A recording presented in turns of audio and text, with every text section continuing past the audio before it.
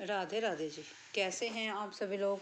आप सभी लोग स्वस्थ होंगे, कुशल मंगल होंगे। आपके स्वास्थ्य और कुशल मंगल की कामना मैं ईश्वर से करती हूँ कि आप सभी लोग स्वस्थ रहें और कुशल मंगल रहें।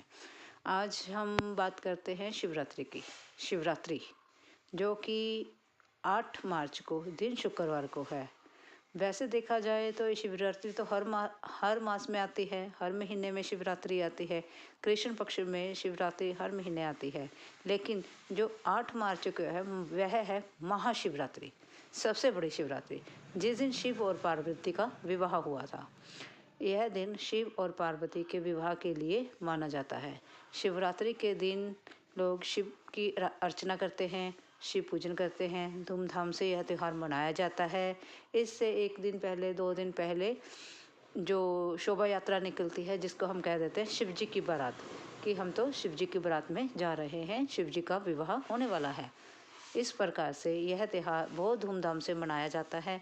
इस दिन लोग बेलपत्र से और बेर से, फल फूल से और भी दूध, दही, घी, शक्कर, शहद, इन सभी से, पंचामृत से अभिषेक करते हैं, शिव जी का अभिषेक करते हैं। और इस दिन सारी रात्रि लोग जागते हैं और मंत्र जाप करते हैं।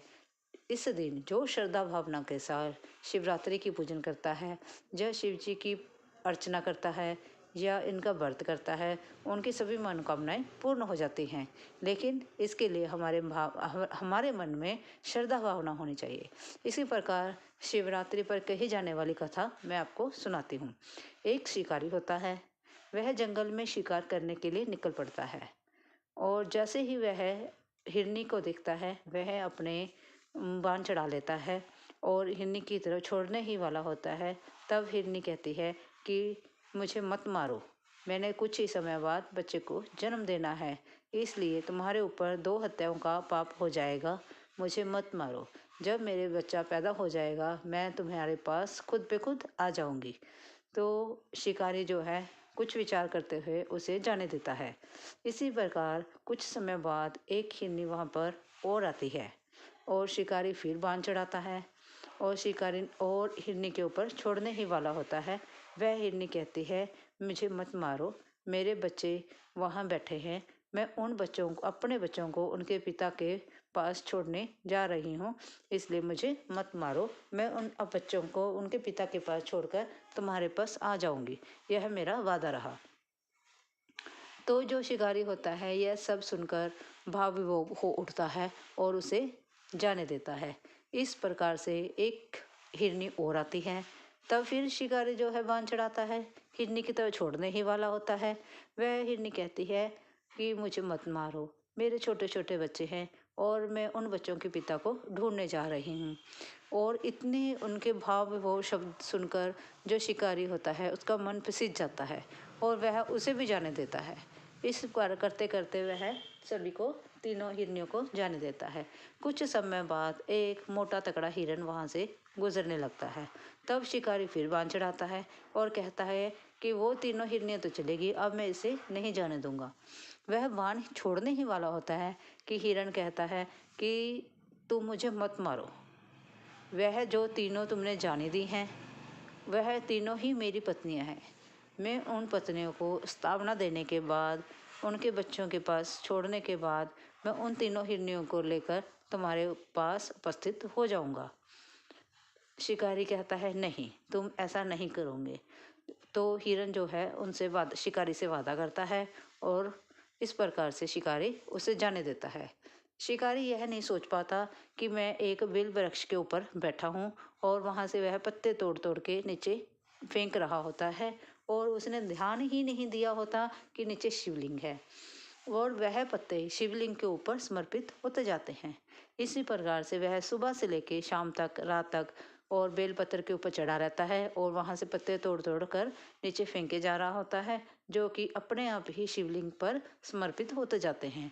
और वह भूखा प्यासा सुबह से जो पेड़ पर बैठा है और उसने तीनों हिरनियों को जाने दिया, हिरण को भी जाने दिया। इस प्रकार से वह एक प्रकार से व्रत वाला इंसान हो गया। जब संध्या हो जाती है, रात के जब 12 बज जाते हैं, तो शिव की कृपा से उसका मन बदल जाता है और वह जो शिकारी है वे शिकार करना छोड़ देता है। सभी पाप उन उसके समक्ष उसके दिमाग में दौड़ने लगते हैं। तो वह सोचता है कि मैंने कितने पाप कर दिए अपने जन्म में, इस जन्म में मैंने इतने पाप किए, इतने जानवरों को मारा मैंने। धीरे धीरे धीरे उसे सभी कुछ याद आने लगता है। तो वह धीरे धीरे शिव की ऐसी कृपा होती है उस पर कि उसका मन बदल जाता है और वह शिकार करना छोड़ देता है। और उसके ऊपर जैसे शिव की कृपा हुई, उसके ऊपर शिव की कृपा क्यों हुई? क्योंकि शिव की कृपा तो उसके ऊपर पहले ही हो गया था, जब उसने पहली हिरनी को छोड़ दिया था, फिर दूसरी को, फिर तीसरी को, फिर हिरण को भी छोड़ दिया। ये लगा लो कि शिवरात्रि वाले दिन वह चाहे शिकारी था, चाहे उसने पाप किए थे, लेकिन उसके मन में श्रद्धा भावना थी। उसने अनजाने में ही शिव का व्रत कर लिया, इसलिए वह शिवरात्रि वाले दिन उपवासी होने के कारण, उसने का उपवास था, हो गया, तो उसके कारण उसके ऊपर शिव की कृपा हो गई। जैसे कि हम देखते हैं कि हम लोग पंडित लोग सभी सारा दिन भूखे प्यासे रहते हैं और कुछ पाने के लिए शिव की पूजा करते हैं, शिवलिंग की पूजा करते हैं, बेलपत्र चढ़ाते हैं, दूध घी दही मक्खन सब चढ़ाते हैं और पता नहीं अन्य प्रकार के कितनी सामग्री चढ़ाते हैं। क्यों? क्योंकि हम शिव से कुछ पाना चाहते हैं।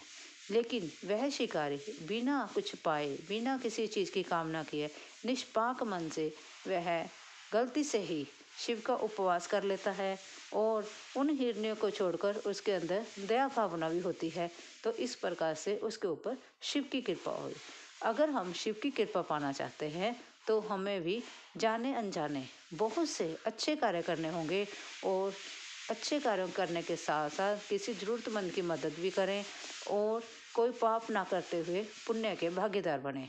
और इस प्रकार से हमें शिवरात्रि पर यह संकल्प लेना चाहिए कि हम किसी भी प्रकार का पाप नहीं करेंगे और किसी ज़रूरतमंद की मदद करेंगे और हम अपने मन में किसी के प्रति दोष विचार नहीं उत्पन्न होने देंगे। अगर वीडियो अच्छी लगी हो तो प्लीज़ लाइक और सब्सक्राइब जरूर करें। Thank you ji.